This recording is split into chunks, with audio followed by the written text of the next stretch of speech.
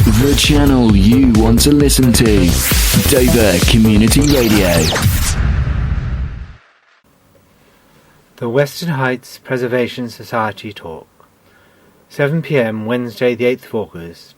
About 20 people gathered in the roundhouse at the Discovery Centre. We were treated to talks by some very capable voices, amongst whom Mandy Wall and Philip Eden. We learnt a good deal about the history of the Heights. For example, the South Gate is now the Emmaus roundabout, with barely a whisper of what it was like in its day. There was an observation that the grand shaft was understood to be built in 3 parallel stairways to separate the men, their officers, and the womenfolk, but its primary purpose was to quickly access Snargate Street to a large body of men for the defence of the port. As they discovered, it was a long way to walk round by the hill route. Although it is asserted that accommodation for officers was sumptuous, and that for the men crowded and cursory. One way of determining dates of structures, which I found quite interesting, is by whether the arches are pointed, 1830 to 1860, like at the Dop Redoubt, or rounded.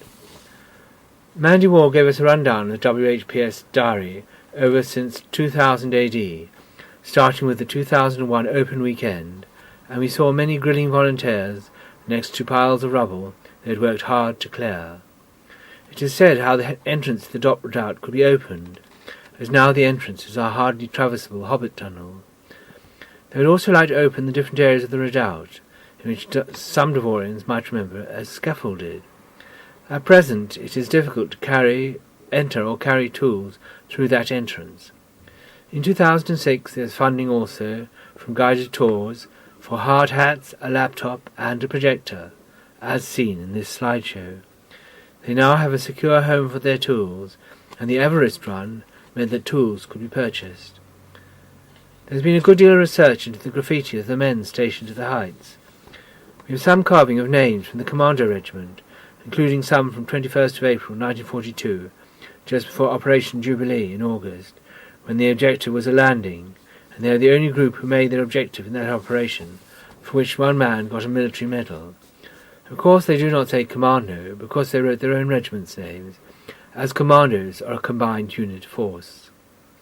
Some of these graffiti artists' relatives have been tracked down by the Western Heights Preservation Society.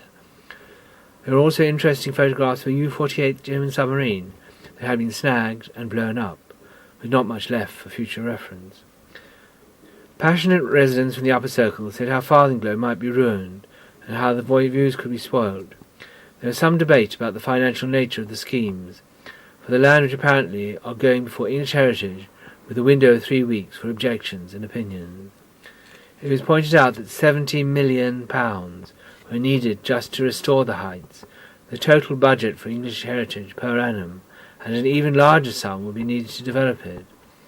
It was also pointed out that the English Heritage had only 3 profitable sites, and that Dover Castle was one, a jewel in their crown.